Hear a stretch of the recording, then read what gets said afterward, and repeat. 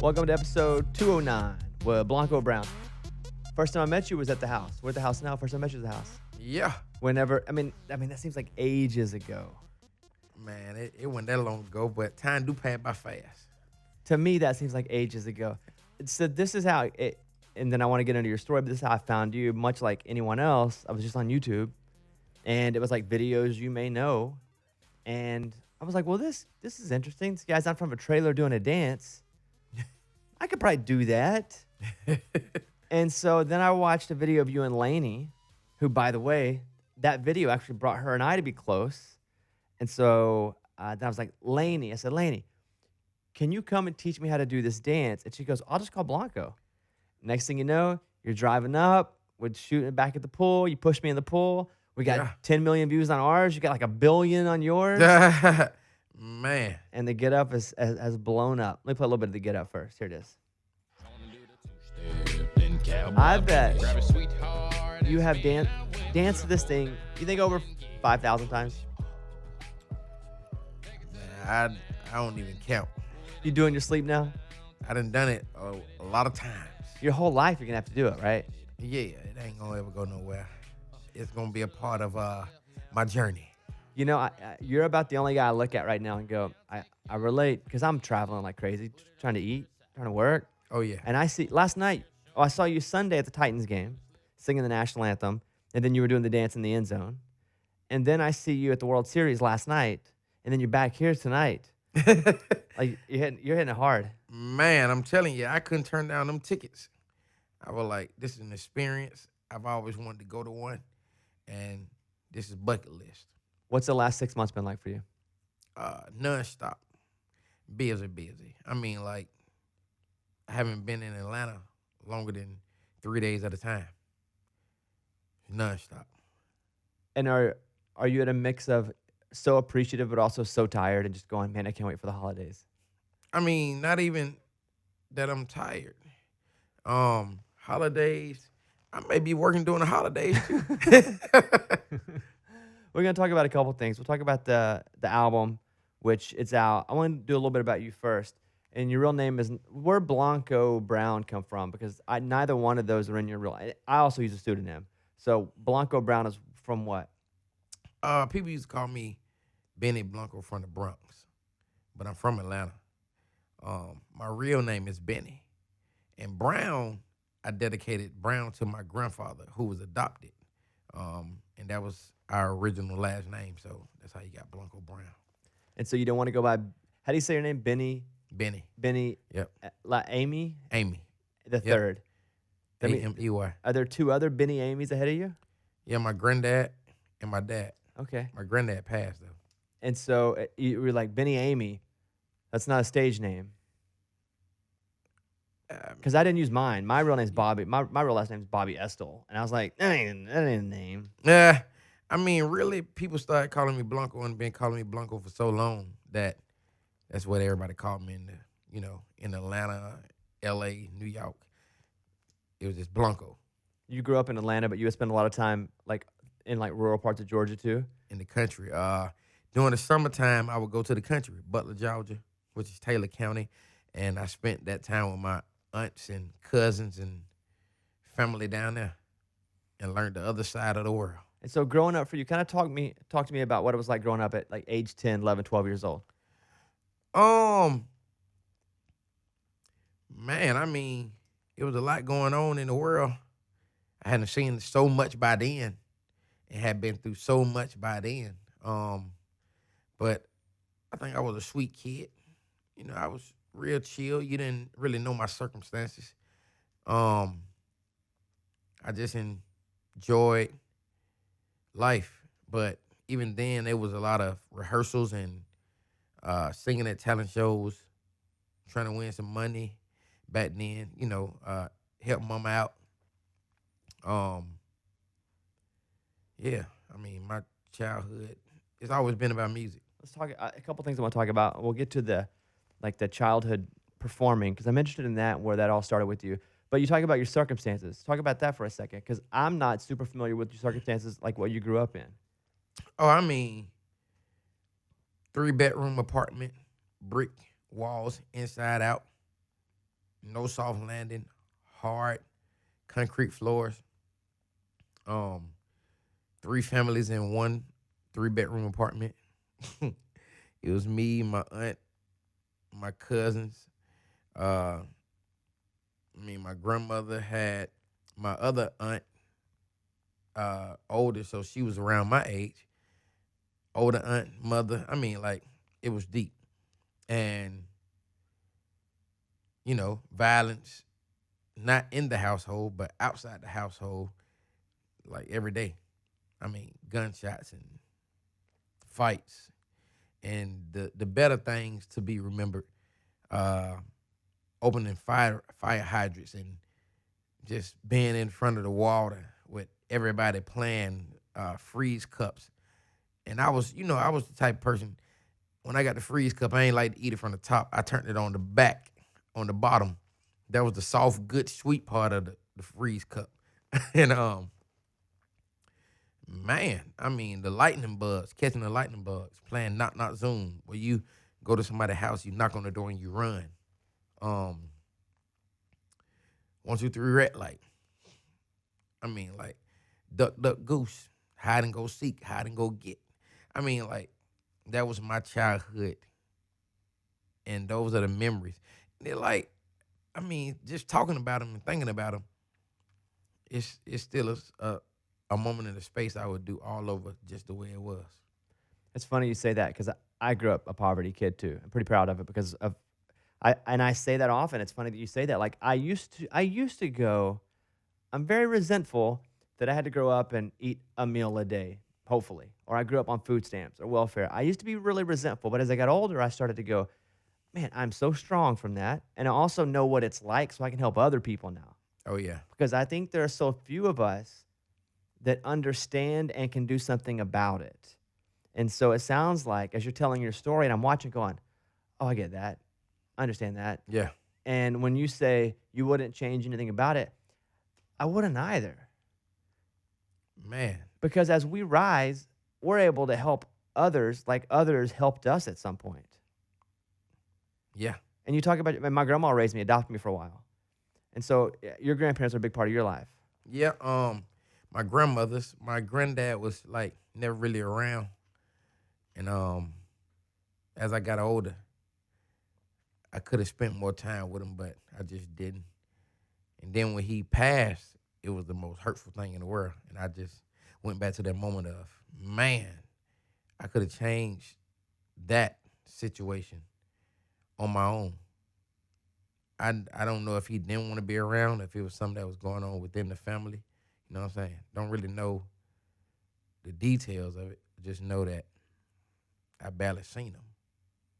When all of you guys are in an apartment, I get that too. I used to live with all my cousins. You just live where you can live, right? Definitely. Like everybody's trying to have enough money to pay rent. Sometimes you ain't got enough money to pay rent, so you all move together. A bunch of us lived in a trailer for a while. A bunch of us in an apartment. So like I get that, and also know me. I was the kid in the group that was, I'm gonna get out and I'm gonna use education. Like that was my thing. It sounds like yours was music. Sounds like you were doing music way early. Yeah, did my first deal when I was 7. You what? Yeah, my first deal when I was 7 years old. And how did that come about? And how did you get to a place where someone could see you at 7 to go, I like that kid? Man, that's a good question. I never really got the answer. I never asked that question. I just know that we were recording and doing records, like just like that. I just remember. Who at 7 years old discovers you? It was New Star Records, guy by the name of Anthony Richardson. And I don't know if he discovered us or if somebody took us to him. You know what I'm saying? I really can't remember how it happened. You're 7 years old. Yeah, I just know we were singing, recording, practicing, going to school. Who's we, by the way? Me and my brothers. Okay, so were you guys like in a singing group, a We was band? in a group. How many were there? Called Times 3, because it was 3 of us, all brothers. And it was just the X with the apostrophe, S3. I still got the pictures now. Where were you in the age group of the 3 brothers? I'm in the middle. Okay. Yeah. And so you got, with the goal of what? I know you're only 7, but looking back, were they trying to break you guys as like the Jackson 5, but the 3. Like what? I think more so like Another Bad Creation Okay. meets some singing brothers, because we were like really singing, like, you know what I'm saying. But Jackson 5, that would have been hard to.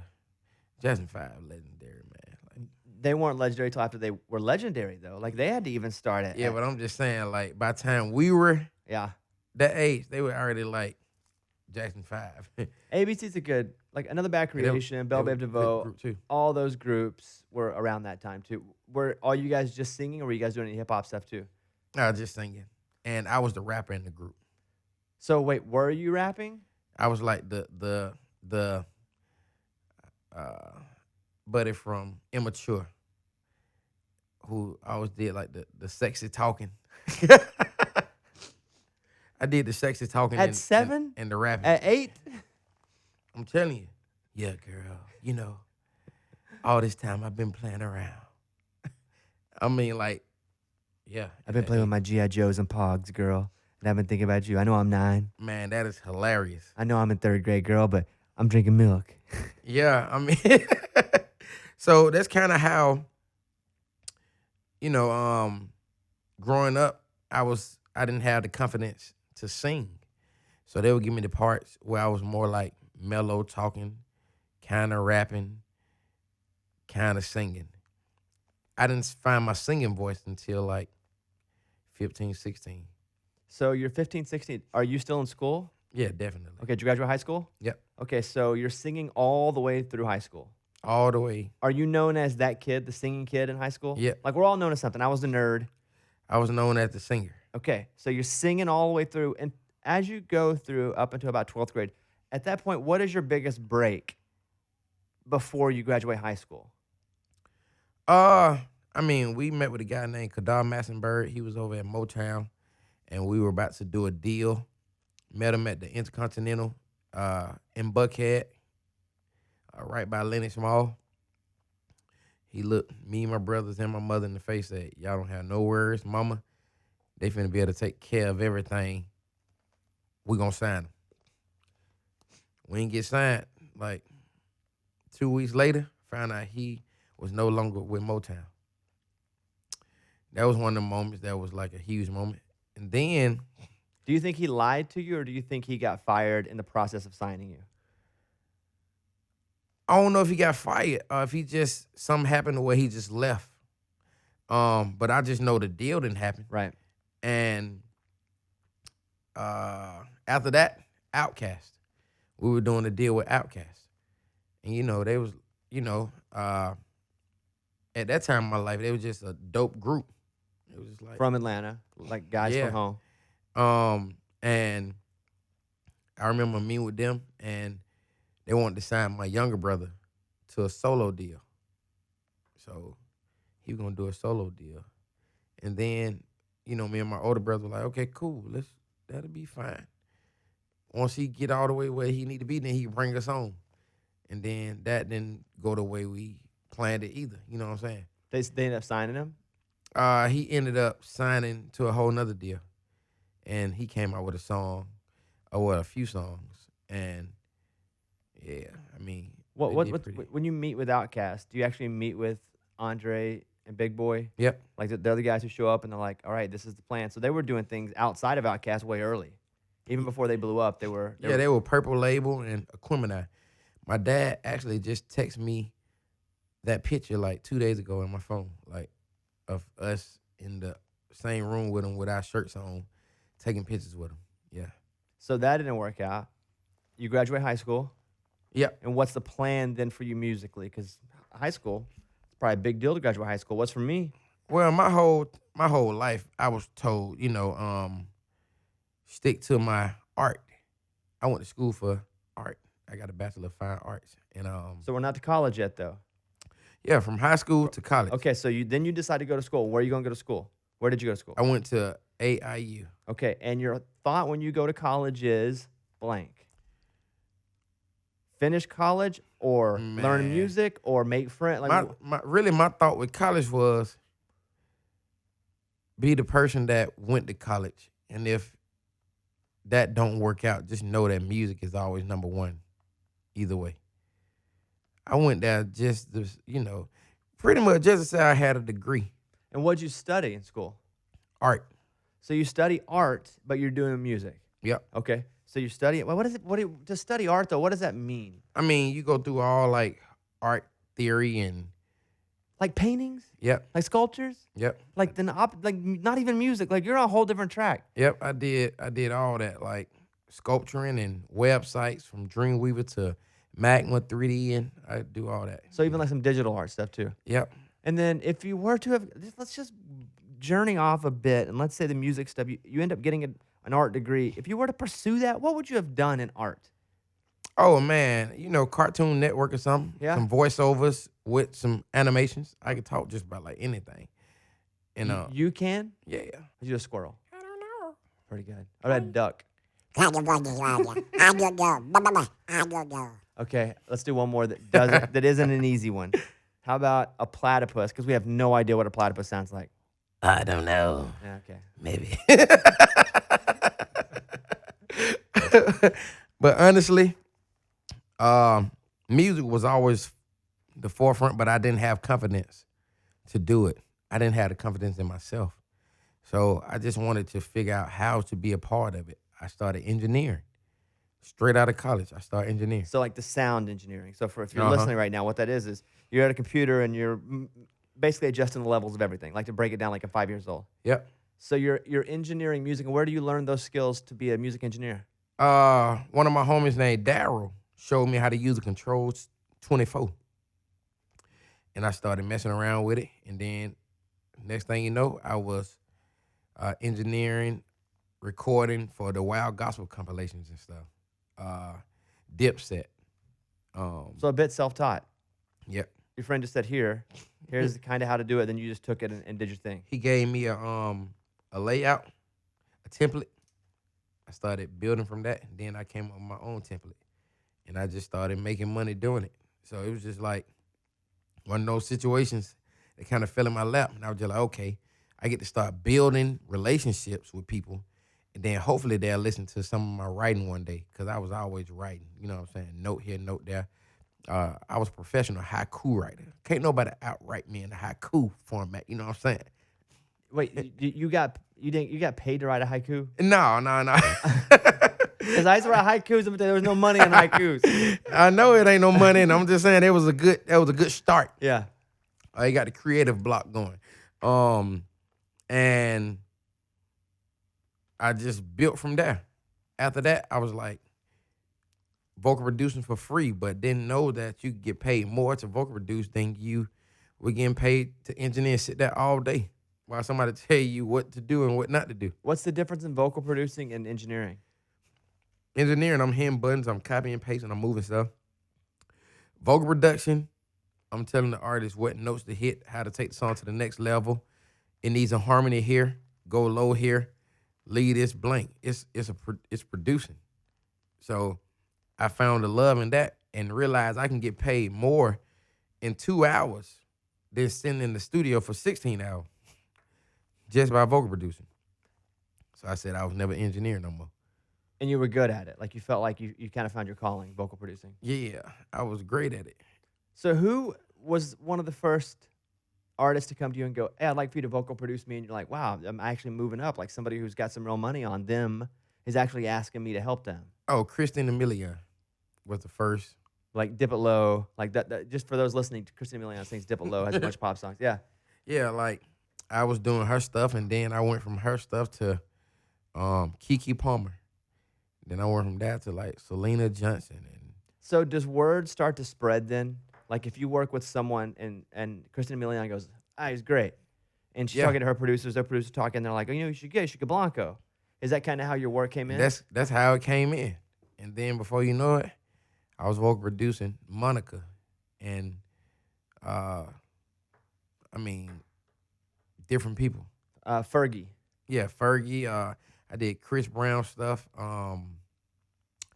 Childish Gambino and Lloyd, like different records. All that just came all in one nutshell. It came at me fast. Some of the stuff that I went vocal producing, I did the vocal production. I did the vocal arrangements on them.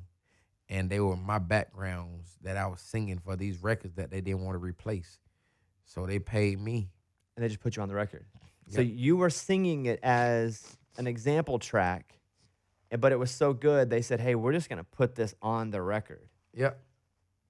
So not only are you producing, now you're accidentally doing background vocals too. Yeah, by mistake. And man, I mean, you can't really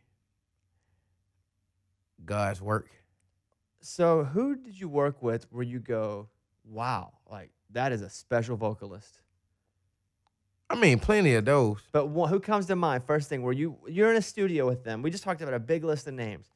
He trying to get me in trouble. No, not in trouble. Yeah, I'm looking for a good, one where you walk in and you're just, not bad, but one where it's just like, oh, wow, like your eyes open because everybody's good.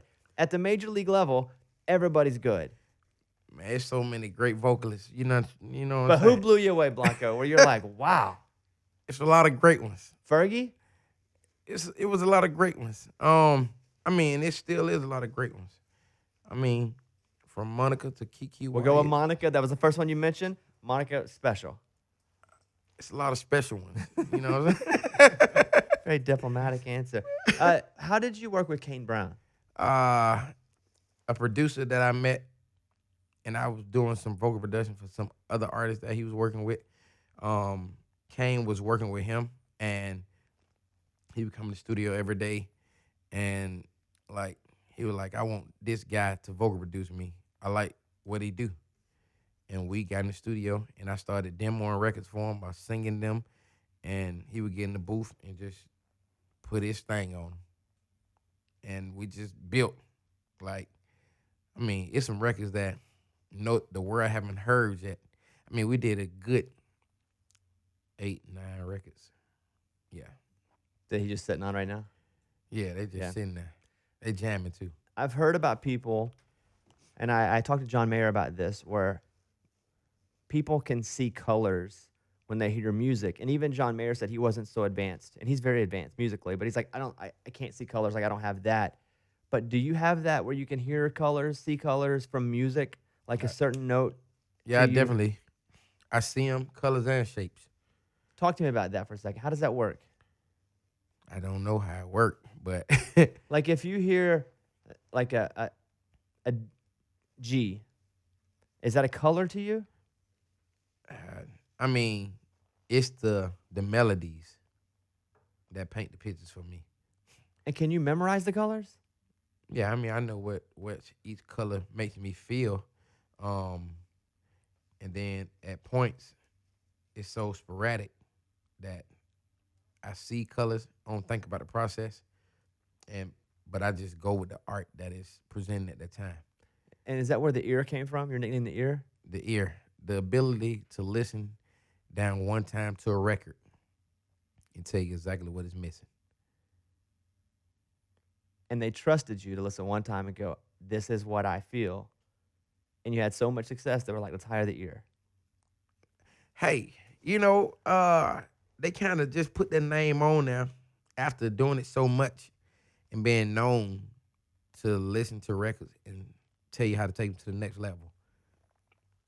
It kind of came. The Get Up, whenever that you kind of stumble into a smash, because no one ever picks a smash. No one ever goes, this is for sure going to be a smash. Any smash I've ever talked to anybody is like, well, I remember thinking about it. We recorded it. You kind of don't know. It starts to pick up, and you're like, holy crap, can't believe the traction it's getting. So the infancy of the Get Up, let's start back. Did you go, I think I'm going to do a song where everybody dances? Or did it just kind of come in phases? I did a song, and I said, people going to love this record. It's going to bring a lot of smiles to people's faces. It feels like a 2019, 2020 Ache and Break Your Heart to me. It can be next level. And I just remember telling myself, this is special. I put out a 1-minute clip in April. On TikTok? Or just on YouTube? Another platform. Yeah. Not even on YouTube. And 5 million views first week. And then the guys from TikTok. Before we get to what clip did you put up though that was 1 minute? Was it the hook? Me dancing in front of the door. Okay, so it was visual and audio. It was Okay, so it's you dancing the dance. Was what like the hook, or do you remember what part of the verse? Okay, so gonna do the two-step, this part here. Yep. And you're doing the dance in front of a door. Yep. In the house. Yep, with some basketball shorts on, a Western black shirt, a cap, and some church socks. I was just really messing around with the dance and said I want to record it because the floor kind of feels slippery, real groovy. I already came up with the dance, but I did the dance and sent it to Zach Katz, John Loban, my homie Jasper Cameron, and my brother. And they were just like, man, this is out of here. Were you surprised to see that many people watch that video that first week? Yeah, I was shocked. You're just like, what? There are a lot of videos. How come mine's getting 5 million? It blew up on this guy named DJ Big Shaka page first.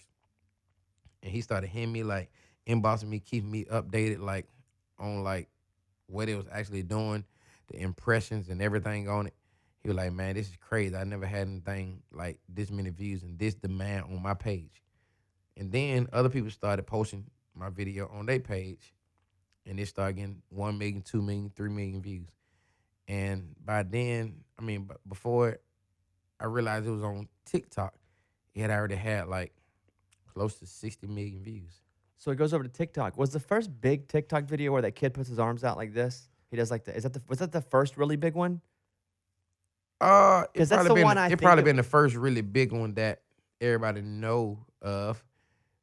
But by the time he did it, it already had like so many million views.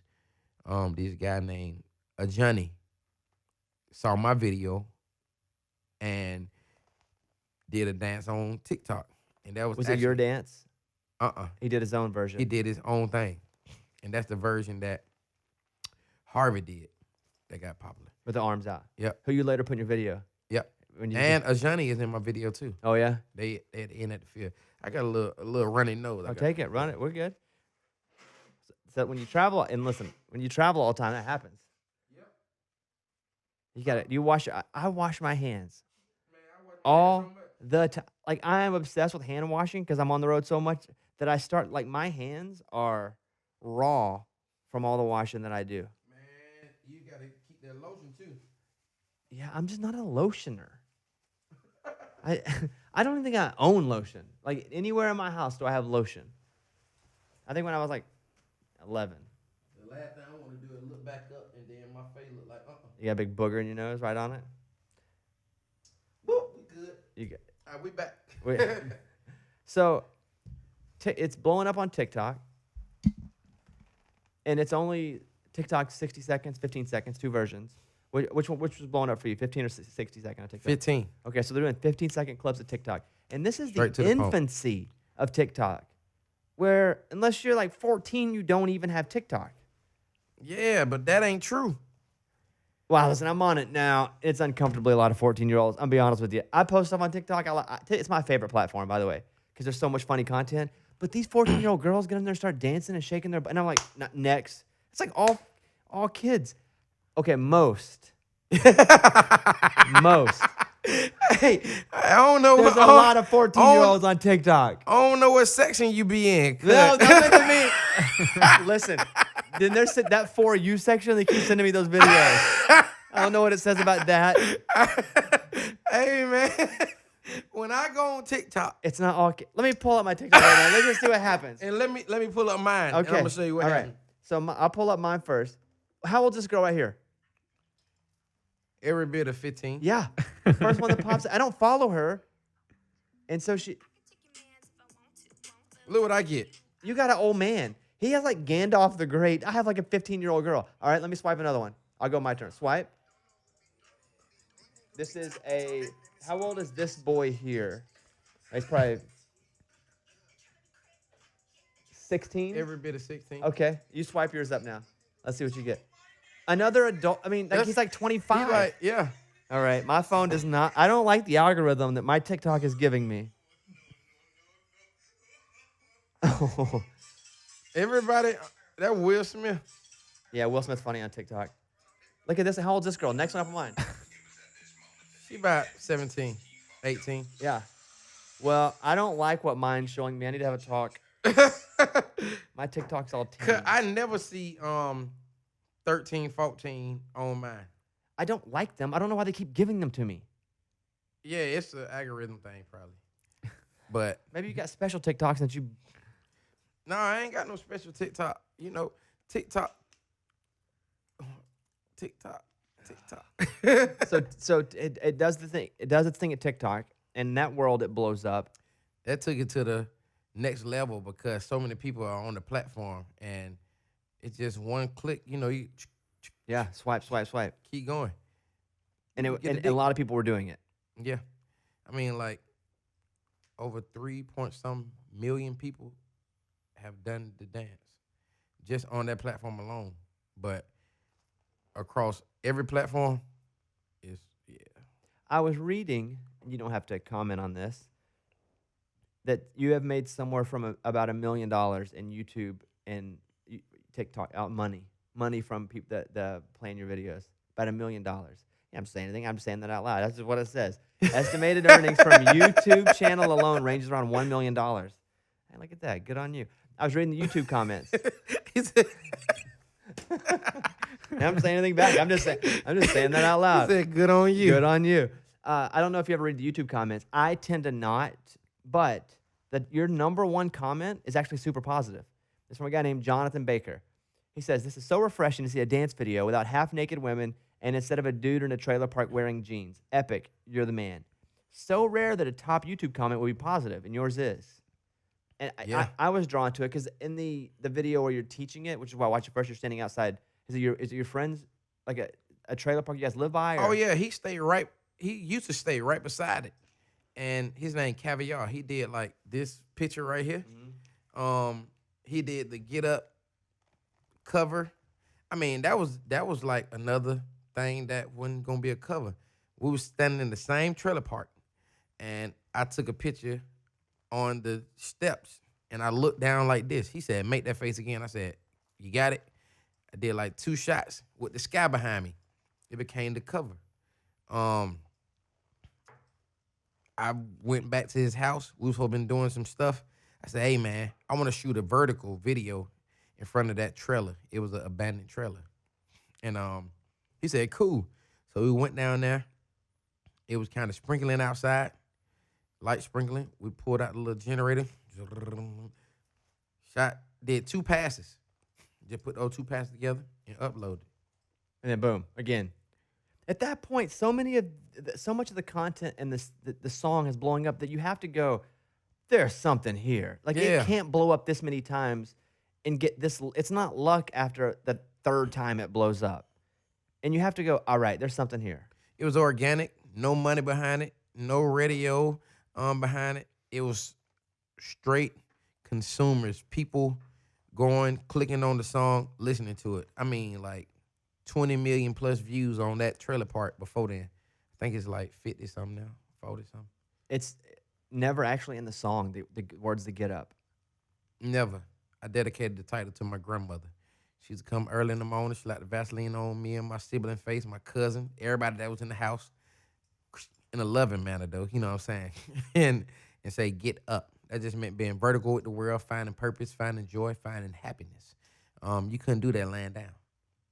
And she meant that, both grandmothers. Was there ever a title of the song before they Get Up? Like, Yep. Was there a working title? Yep. I actually looked back. Let me guess. Cowboy Boogie. Nope. Okay. No, it can't be 2-step. Because gonna Ho down. It had nothing to do with the song. Oh, well, I'd have been here forever. I named the title of the session "God's Gift." And that was gonna be the working name of the song. Yeah, that was never the name of the song. It was just when I created it, it felt like this was God's gift to me. And that's the original title of the session. I have it on my laptop like right now. So the Get Up starts to blow up, and what's like the big first crazy call you got where it's like, wow, I get to go do this now? The CMA Fest. I dreamt of performing there the year before. A lot of people didn't even know it, but I had already done my deal with Broken Bow Records and BMG a year prior to me putting out a 1-minute video clip. So the Get Up didn't get you a deal. You had already signed, talked, worked out a deal with the record. I didn't know that. Yep, I signed the deal 2018 in May or June. And the Get Up I wrote September 2018. When you sent it off to John Loba, for example, what's his response back? It was like, man, this right here is impressive. That is strong. You know, John, that's his words. That is strong. and then you go out and you do radio tour. Yep. We set up the radio tour 2.5, 3 months after the song had already been out. It had already done what it was doing, and then decided to take it to the radio. Well, you have pop stations playing you. You have country stations playing you a little bit. Were they like, we kind of don't know what to do with it, so we're gonna let everybody go with it? Like, what was the plan? Oh, I really don't even know. I think I really don't know. Grandma would taught me, and my mama. See, I don't say my mama a lot, but she taught me a whole bunch. I'm used to saying my grandmother, but look, if you don't know what to say, just don't say nothing. Cause I don't know the process of that. When they decided to pitch it to the radio, I just went on the radio tour, and I told them that I wanted to go on a radio tour, and I wanted to be in the people's faces and get to meet them and greet them, and that was like priority to me to go on the radio tour. So John said, "Let's make it happen." Where's the weirdest place you did the dance? Not even a radio tour, just in general. Because you've done it. I see you like on local news. I see you at zoos. Well, I just did it yesterday at the World Series game during the 9th inning, and somebody was getting struck out. I was just in the middle of the aisle doing the dance. Coolest celebrity you've seen do the dance? I mean, it's a lot of people. Name one. I can't even. Don't start with Monica again. Nah, I can't even. One celebrity you've seen do the dance. I ain't seen her do the dance. No, but name one celebrity you've seen do the dance. So it's pretty cool.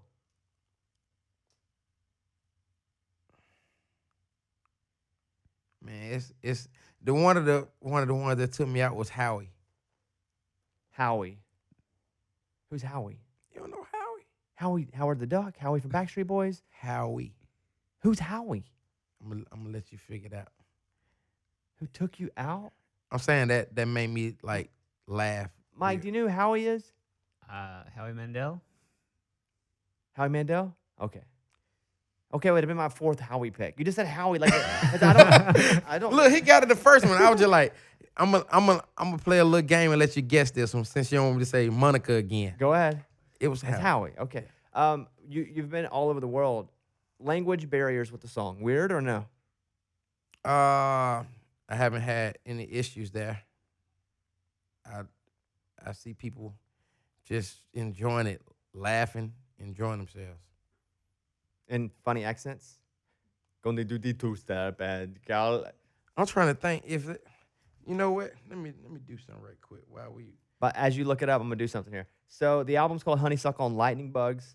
Obviously to Get Up. Here's some of Georgia Power right here. You gotta strap up your boots, get your feelings in line. Yeah, I'll be alright. Yeah, I'll be alright. You gotta get it in your mouth. Thank God I'm alive. Yeah, I'll be alright. Yeah, I'll be alright. Any, minute, mo. I'll never, ever let her take my soul. Any, minute, mo. Don't aim too high, don't shoot too low. Any, minute, mo. Everything that little won't grow. Here's a little bit of Tennessee whiskey. Tell me what can I say? You're a glass of champagne, and I'm this Tennessee whiskey. Tell me what am I to do? And here is a little bit of Temporary Insanity from the record. I think I'm losing it. I feel so cold. You look up when this one plays. You love this one? Man, I'm gonna tell you, like, that was one of those records, like, the Get Up. I wrote it right before I was done with my album. I'm actually playing the guitar on that too. I played in these keys and I tuned it a certain way to make sure it had that dark texture, so I didn't tune it in like, the regular standard tuning. And it has a dullness about it. It felt magical to me. Let me hear some more of this. Turn this up, Mike.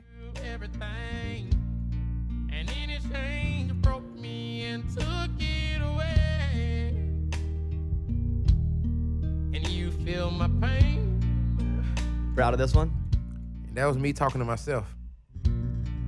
Ever since I was a little boy, I always question my purpose. Don't let me slip away.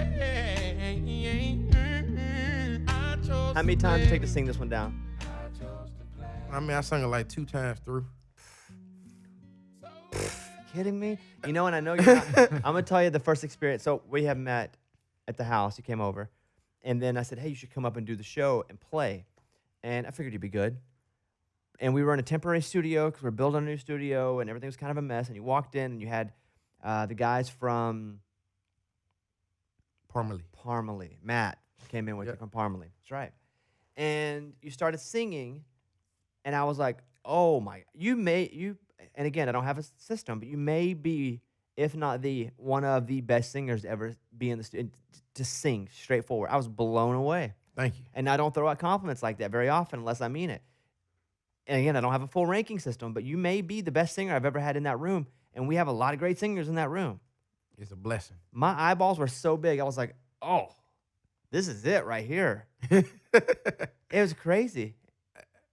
Man, that come from trying to be heard for so long, going through the hurt, not being accepted, wanting to never fit in but stand out. And you could just hear the pain in my voice. When you started, I was born by the real. I was like, oh, as soon as you started. And you left, and we were all like, well, nobody needs to come in the next couple of days because they can't do that. Like, you got to start the concert over. You got to have a new show. No one needs to follow that. Are people surprised when because the Get Up is such a dance song. Are they surprised when you just blow the place off with your vocals? Yeah, I mean, you go from to the left now, to the right. It's different from belting.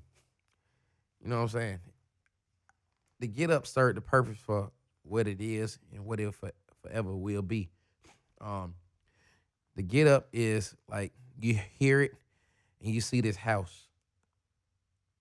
When you dig into like the album, you're in the house, now you see how I decorated everything. You get to enjoy the furnishing. What handles did he choose? How did his kitchen come together? Why is there marble in the middle? You know what I'm saying? Why is there this? It paint the picture. Honeysuckle and Lightning Bugs is the album. It's got 10 songs. You're a writer on all the songs. Is it important to you? To be a writer? Yeah. If somebody give me a record that just touches my heart, then I'll definitely cut it.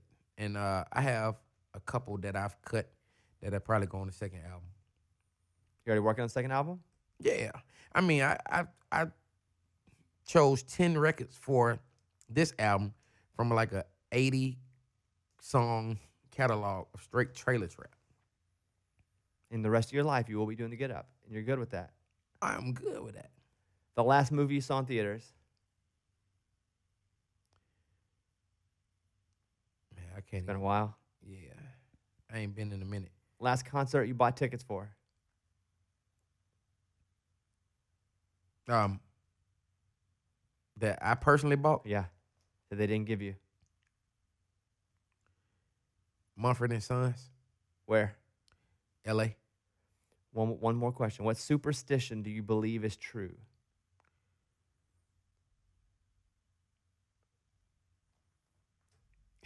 Will you walk under a ladder?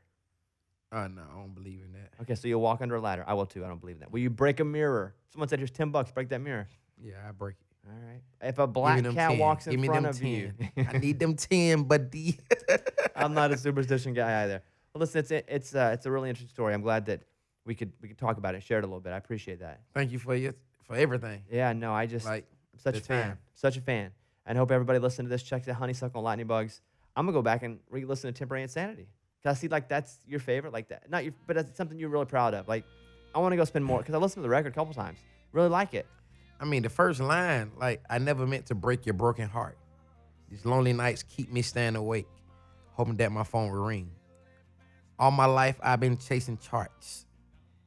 Never felt like, you know what I'm saying? Like, it's getting into the depth of things because now it's all reversed. Now that I'm doing my own music, I could care less about looking at the charts every week, blood pressure going up and down.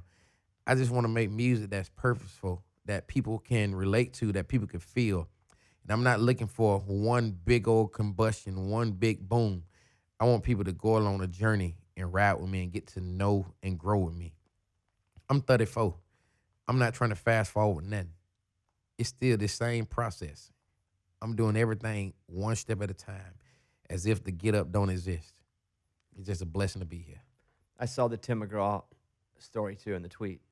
You and Tim did Don't Take the Girl. Yes, that was like a dream So how did that come together? that I never knew could happen. We had a show in Australia together, and John told me that he wanted to meet me. He said, hey, don't get your hopes up. I don't know what's going to happen when you meet him. He may get too busy. He say, but y'all will be in the same place at the same time. So it more than likely will happen. I walked in the room, one of the nicest guys I ever met. They had a guitar and some keys. I said, oh, it's about to go down. I went to sweating. And he was like, you know the song, right? I said, of course. And I said, I got one fact for you that you probably ain't thought about. Johnny would be 33 today. His son would be 10. In the song, they had him at 23. And when Johnny was 8, I was 9. So I know Johnny age, you know what I'm saying? He was just like, that's a good one. We sang the song. Where'd you sing the song? In the green room. And so that record, I'll play it right here. So this Don't Take the Girl, you and Tim. You guys are just playing in the green room here. This whole Yep. How cool was that? It was like surreal. I mean, I still look back at the video and like, this really happened. It ain't a moment that can make up for that. That has its own shelf, its own bookmark. And you get to play the opera, your debut on November 19th. What are you going to do? I'm going to go in there and give it my all. Do you know what you're going to sing yet? Yeah. You don't want to say? Huh? I mean, you definitely going to hear Temporary Insanity. Yeah. You're going to hear the Get Up. Yeah. You're going to hear Georgia Power, 10 Whiskey. You know, might have another one up my sleeve. Well, congratulations. Thank you so much. I appreciate the time. There he is. Check it out. The record, Honeysuckle and Lightning Bugs, Blanco Brown, and on Instagram, @Blanco Brown. And if you do the dance, you tag him, he'll probably post it. Definitely. Love it. You're always watching the stories. And I'm working on some secret things. Well, that does nothing for me. You're rubbing your hands. All right. You know, I don't know what a secret thing is, but some great things coming. all right. Just remember, you heard it.